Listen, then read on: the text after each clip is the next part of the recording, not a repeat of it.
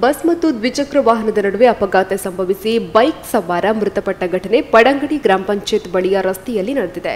ಮೃತಪಟ್ಟ ವ್ಯಕ್ತಿಯನ್ನ ಪೊಯ್ಯಗುಡ್ಡೆ ನಿವಾಸಿ ಜಬೀರ್ ಎಂದು ಗುರುತಿಸಲಾಗಿದೆ.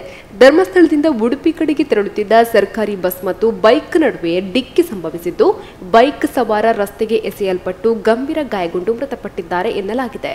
ಇನ್ನು ಜಬೀರ್ ಕಳೆದ 15 ದಿನಗಳ ಹಿಂದೆಯಷ್ಟೇ ವಿದೇಶದಿಂದ ಊರಿಗೆ ಬಂದಿದ್ರು ಎನ್ನಲಾಗಿದ್ದು, ಈ ಬಗ್ಗೆ ಬೇಳೂರು ಪೊಲೀಸ್ ಠಾಣೆಯಲ್ಲಿ ಪ್ರಕರಣ ದಾಖಲಾಗಿದೆ.